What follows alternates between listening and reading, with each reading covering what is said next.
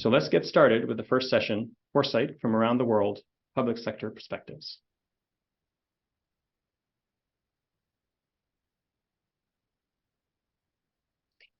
Welcome to our session on foresight for the public sector around the world. We're pleased to welcome today the leaders of government foresight organizations from across the world to hear about the futures and the disruptions they are exploring. So at Policy Horizons, we have, and we always do, explore kind of disruptions on the horizons for Canada, such as the biodigital convergence, the impact of technology on society, including generative AI, the changes in people's lives, some of the underlying dynamics that might potentially threaten democracy and social cohesion, just to name a few. But we're here in this session to hear from other government foresight organizations from around the world. And so we're really thrilled to have with us 4 amazing speakers and 4 amazing foresight professionals.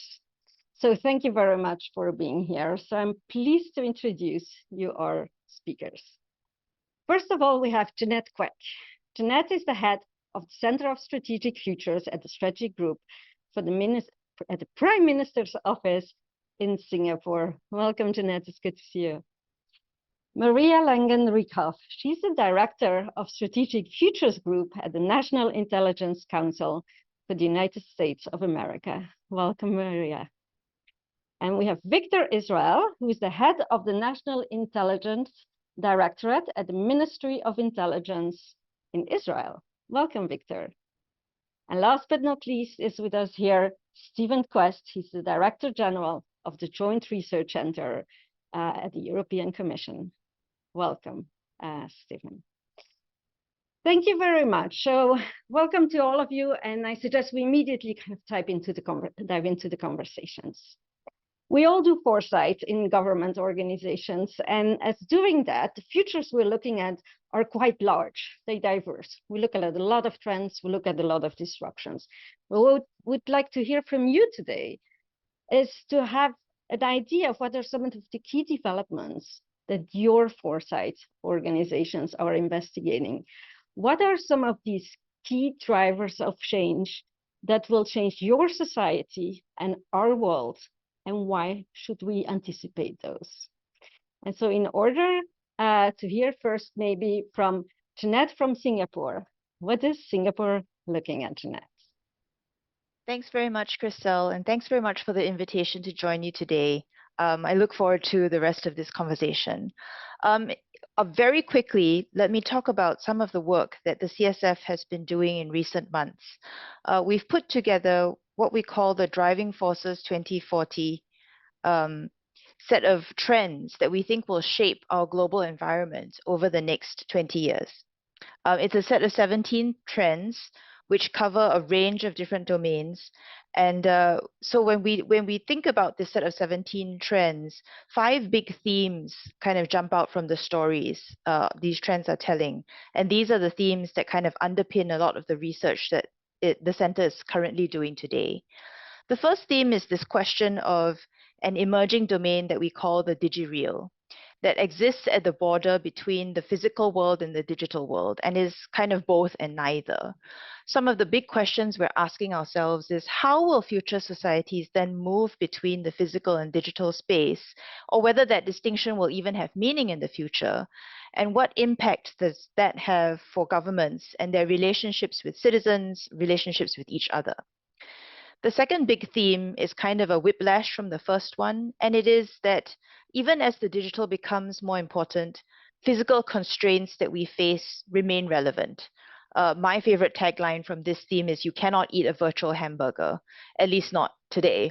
And so we still have to bear in mind questions of carbon constraints and the impact of climate change on human populations and effects that that will have on governments and societies. The third theme arises around the question of power and influence and how it is generated, who has it, and how it's used in the future, especially as new actors are emerging and new relationships are being formed.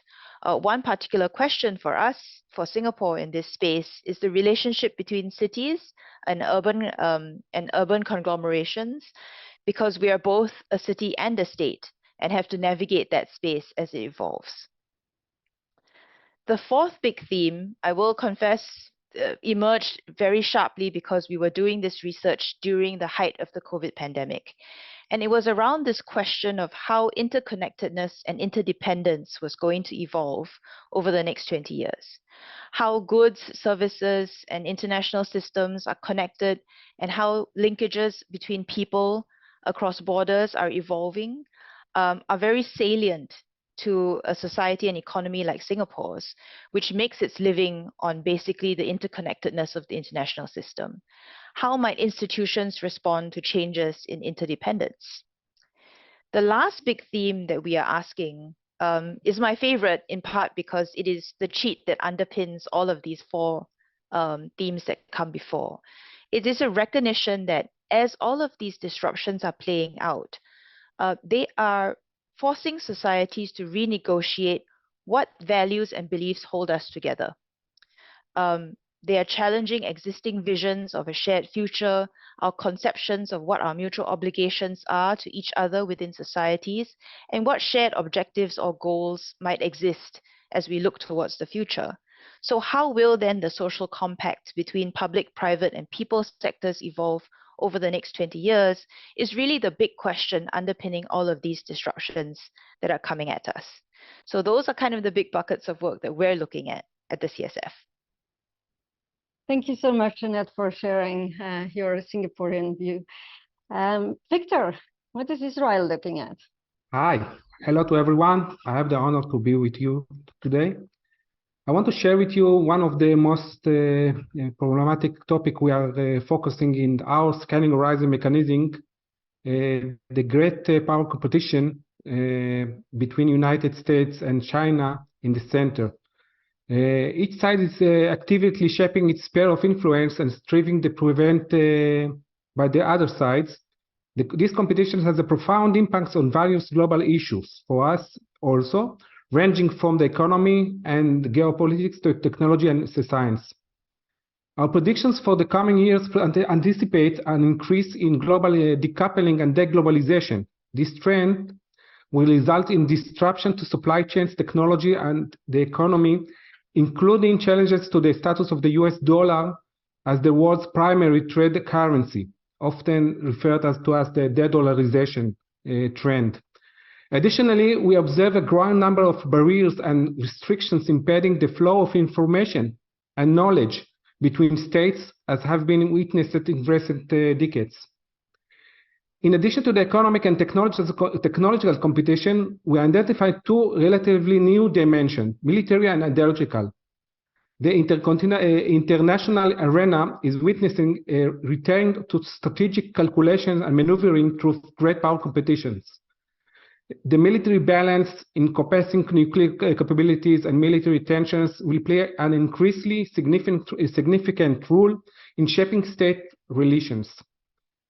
Ideologically, we observe a powerful central model represented by China, challenging the liberal democracy model as a preferred formula for social progress, science, and technology.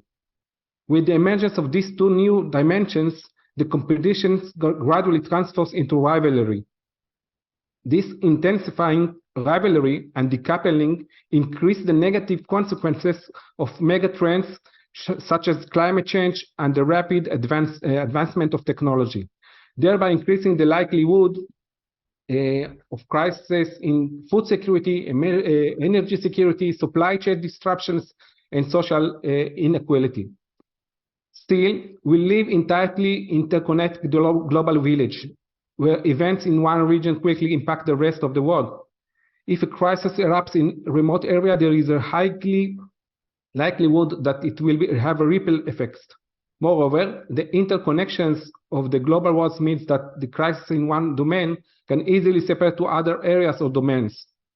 A divided world faces greater challenges in effectively addressing future crises. Governments should incorporate the dynamics of great power competitions into their national security considerations and develop strategic plans that prioritize enhancing national resilience. That's the point of view of from Israel and the focusing on the great power competition. Thank you so much, Victor. So it's quite appropriate to turn then now to Maria, not putting you on the spot, Maria.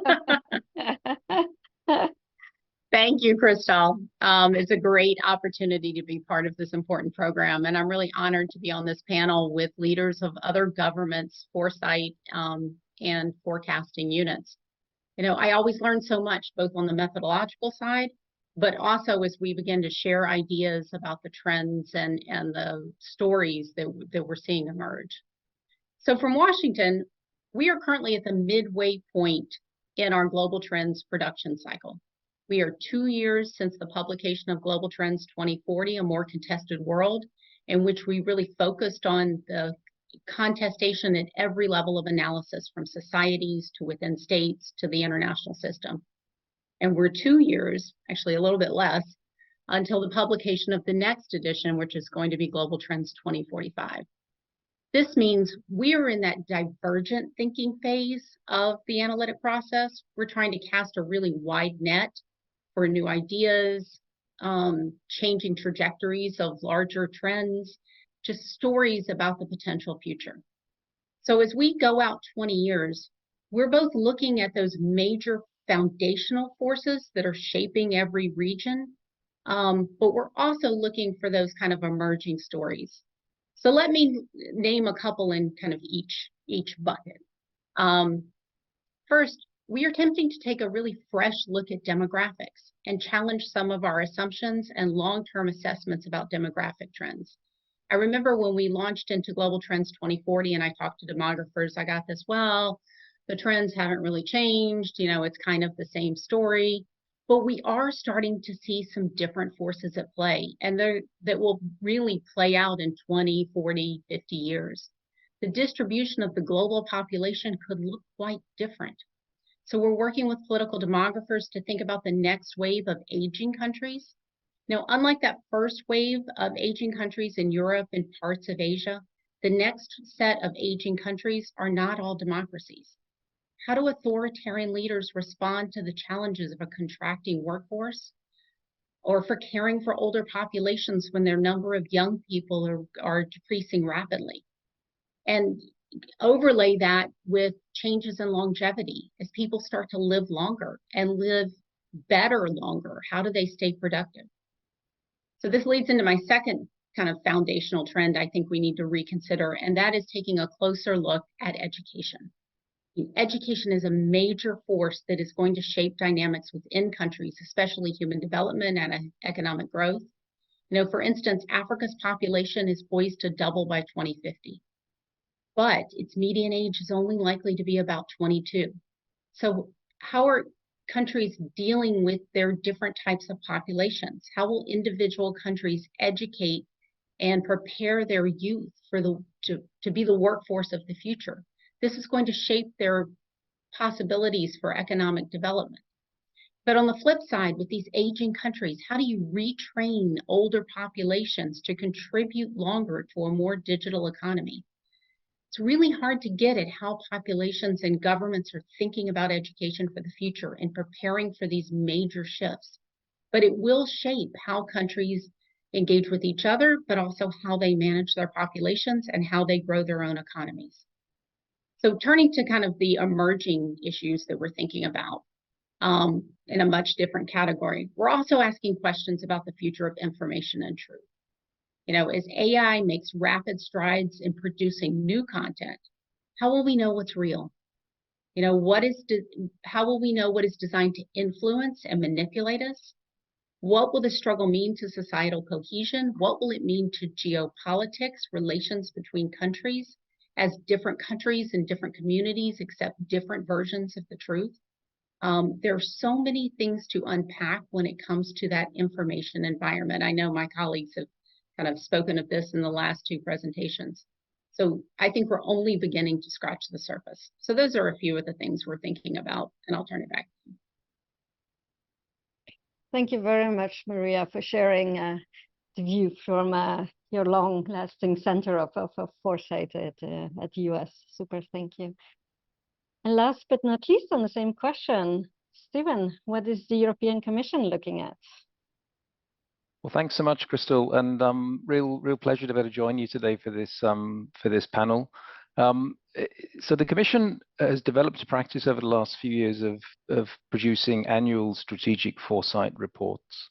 And so I wanted to just give you a few messages that's coming out of our work, which we'll issue in June of this year from the 23 report, which is focused on pathways towards a socially and economically sustainable Europe. So what we're trying to unpack here is what are the implications that we have this very strong ambition to move towards a climate neutral European Union, but that transition is not sort of inevitably going to be successful. There's quite a lot of hard work to be done. So what are the implications of the adjustments we need to make?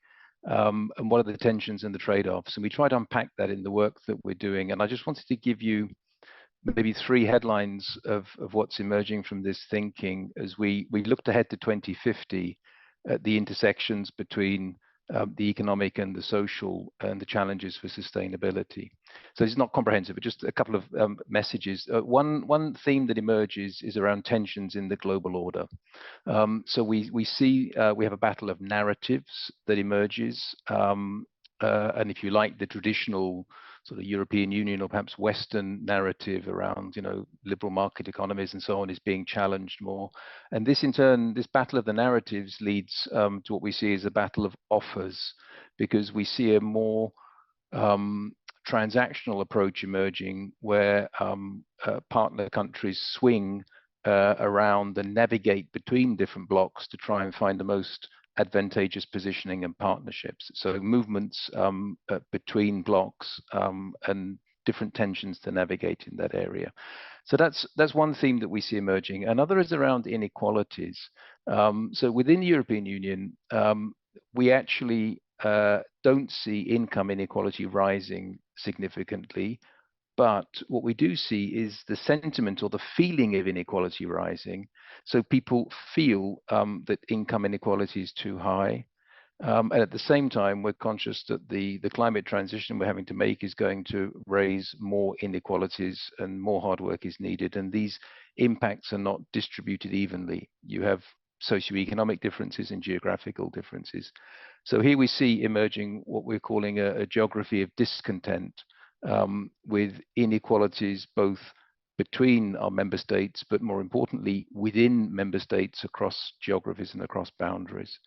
And a third theme that's been emerging is around intergenerational fairness, becoming an increasingly salient issue, because we see fundamentally the prospects of the younger generations perhaps being less positive than we might have hoped, less disposable income, poorer prospects, greater instability, and greater upcoming risks, even risks of extreme weather and so on. If you're in the younger generation, you see that coming at you. So then we're looking at what are the implications of that for our traditional models of intergenerational solidarity, which is one of the founding stones of our democratic processes. So the main message from all this is these are kind of themes that are emerging, which probably make the transitions we need to make harder, when we need to be making the transitions faster and deeper. So there's some challenging water ahead for our policy colleagues. I'll stop there. Thank you. Thank you very much. It's really interesting to hear kind of some of the themes that are quite common across the different regions, and also what we're working on here in Canada, but also kind of potentially some different views. So really interesting to hear about how in the future, actually, if you bring it all together, you would see these big changes potentially in how we're governed, what our economies are based on, people's feelings, as you said, about how their capacity of social mobility and standing in society, and of course the realities of climate change and of the sustainability agenda. All very important trends that they're no longer, as you said, future trends. The changes are happening. It is reshaping who we are. And so I hope the Canadian, our colleagues were very much looking forward to hearing what you had to say from kind of your perspective. And I hope the audience can take on some of that thinking to think about their own kind of futures. But of course, when we work on foresight, we're not only looking at kind of the expected future, at kind of what might happen based if we take the current trends forward, or when we're projecting the past into the future. We're also doing a lot of research on a wide range of alternative futures, scenarios. So I'd like to hear what for your organizations are some of those scenarios or a set of circumstances that, were they to come about, were they to come together, would be challenging for our society. What are some of those circumstances that might create this perfect storm to actually create a different world, and why we need to anticipate that? And so we all know that predicting black swan events is quite hard. Usually they are unexpected. They do have big impact though, and usually they're rationalized very well afterwards. But I'd like to also hear from you if there's any black elephants staring at us. Do you see any of those upcoming, known actually, disruptions that we're just not that good in acknowledging? So what are some of those really different alternatives or surprises, strategic surprises we might see in the future? Jeanette.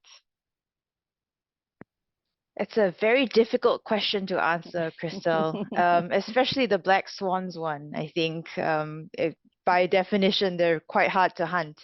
I thought I would take a run at the question of black elephants. Listening to Maria and Victor and Stephen, it sounds very much to me that we've taken kind of different through lines, different plumb lines to look at some of these big emerging questions. And I thought the through line that I would take, which Maria has kind of already picked on, is this question of global demographics.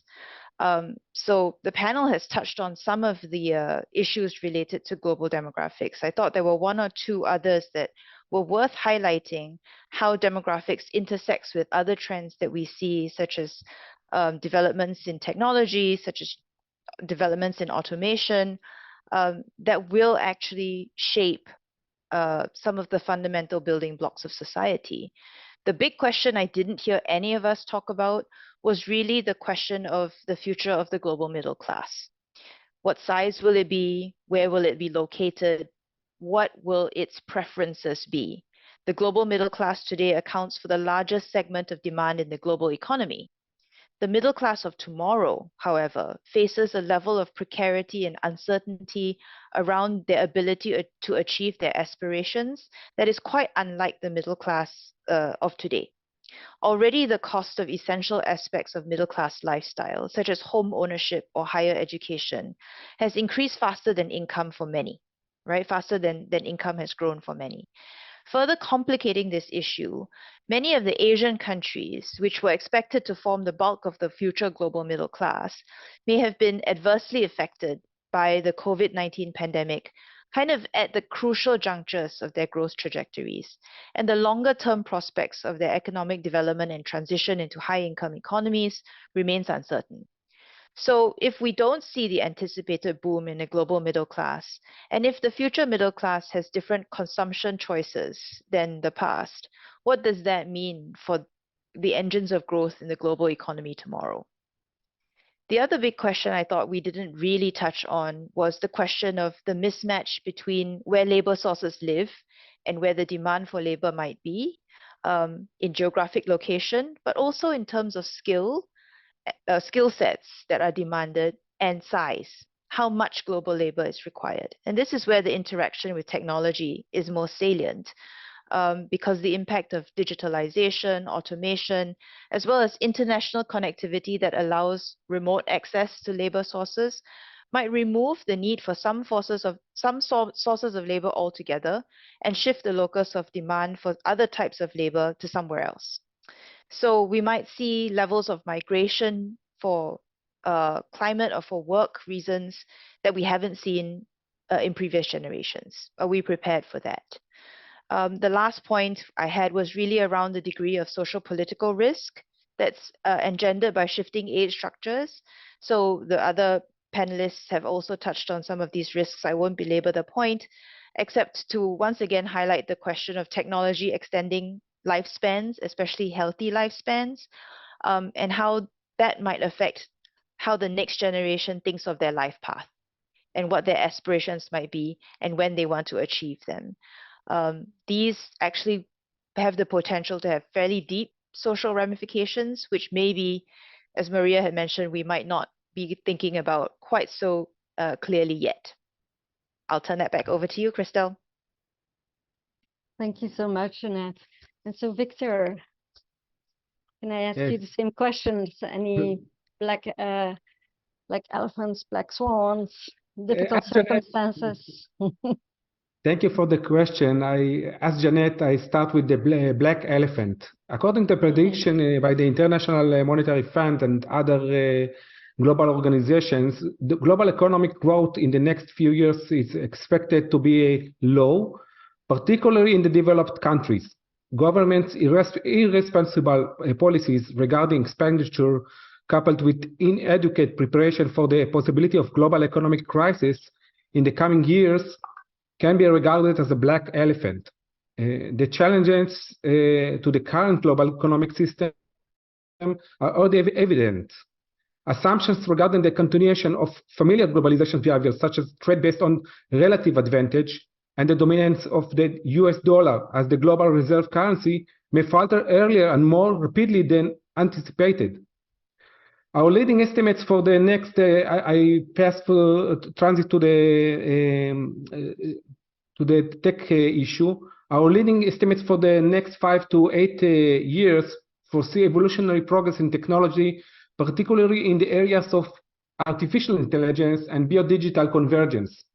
One of our scenario envisions rapid and revolutionary developments in AI, with advancements and/or widespread integration across various aspects of life, including employment, education, healthcare, defense, and transportation. These rapid changes have the potential to disrupt existing systems and destabilize countries and governments. They also create an ethical gap due to their fast-paced nature, which can be exploited intentionally or unintentionally. Governments should adopt a more responsible approach compared to the past and not only rely on free market forces to manage the economy. They need to prioritize securing national resilience in the world characterized by decoupling and rivalry. This can be achieved through systematic changes that promote self-reliance, diversification in supply chains, and alliances with like-minded countries. The same advice applies to governments when it comes to technology. At the national level, we should enhance our capabilities in monitoring and forecasting emerging technology as a foundation for improved strategic planning and regulation. This will ensure our readiness for future full of technological disruptions. Here in Israel, inside the Scanning Horizon mechanism, we have established a Center for Emerging Technology in collaboration with the Ministry of Innovation, Science and Technology. This center utilizes machine learning tools with the aim to providing foresight and enhancing our estimations. By leveraging advanced technologies such as artificial intelligence and data analytics, we strive to gain a deeper understanding of emerging technology trends and the potential implications. The center serves as a hub for research, analysis, and strategic planning, enabling us to stay ahead of the curve and to anticipate the future of developments in various fields. The collaboration between the center and the Ministry of Innovation, Science and Technology facilitates a comprehensive approach to technology assessment and regulation. By working together, we ensure that our efforts align with national priorities and promote responsible and ethical technological advancement. That's from our side from Israel. Thank you very much, Victor. Maria, you've been doing a lot of scenario work, and you said you're in the middle of course, of cycle. Picking up anything, any black elephants or black swans coming So in across your Washington, vision?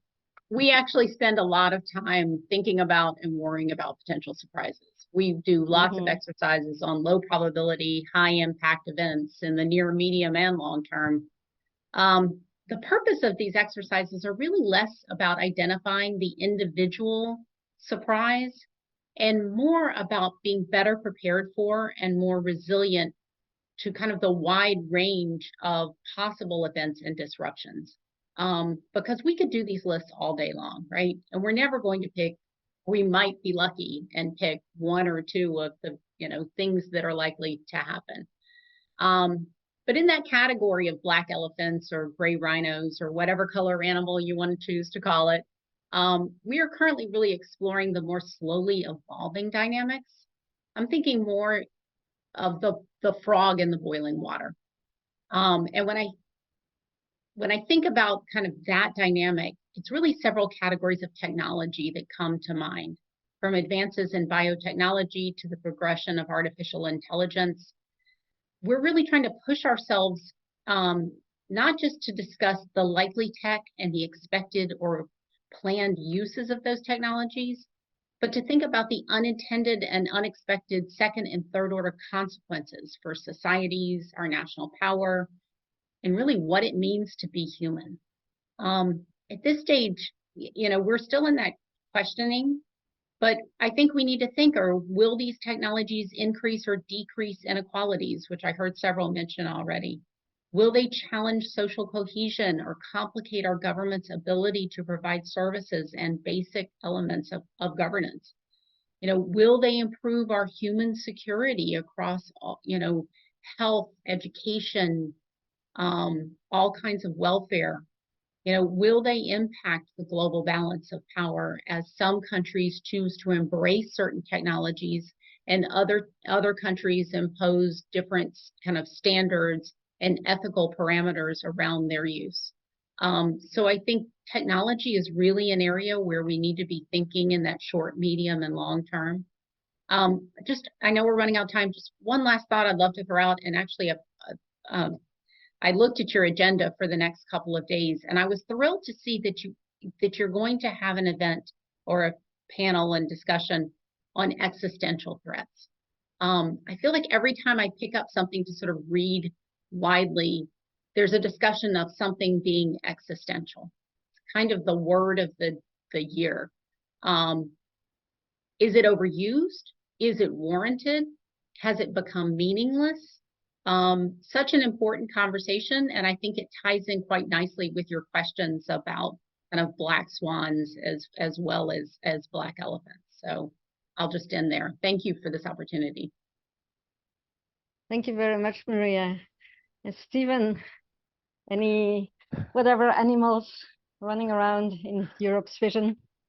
Well, thanks, Crystal. So, I mean, we do quite regular horizons scanning exercises. I don't think we found any black swans or black elephants so far in these exercises, but I mean, I'll give you a couple of groups of examples of things that have emerged and that we've been looking at, which complement but hopefully don't repeat what my fellow panelists have already mentioned. One group of themes is around what you might call democratic discontent.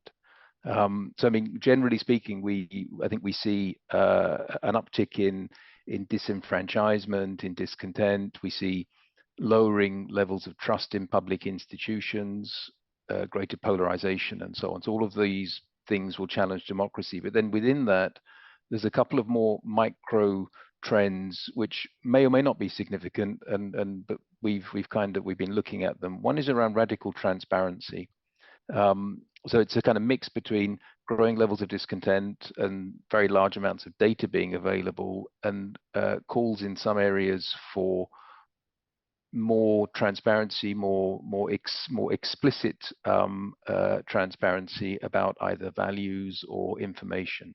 So calls for salary transparency, tax transparency, contractual transparency, and so on. But if you scale that up, what are the implications of this sort of real live monitoring of socio-democratic processes? If you imagine that scaling up, does it have an impact or not? And then linked to that, another theme around democracy is around what we call silent citizenship.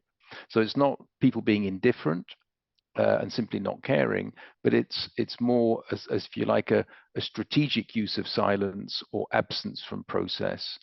So a silent protest or a withholding of support or abstentionism or sort of not in my name type positioning, which again, if that were to expand, would again impact quite negatively existing democratic processes, because your traction would be undermined. So some interesting themes there around democracy. And then the other thing we've been looking at, or another thing we've been looking at, is around global resources.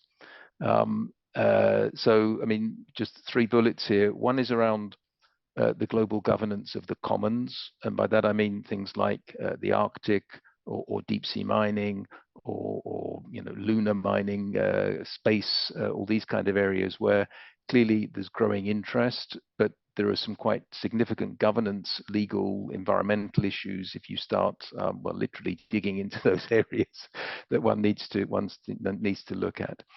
Then a second issue is around water. Clearly, a lot of pressure and tension on water at the moment, with significant droughts, including in Europe. So will we see increasing tensions around governance of water supply emerging? Will that become a sort of a global issue, and if so, with what implications? And thirdly, what about sand supply? Apparently, sand is the second most used resource after water.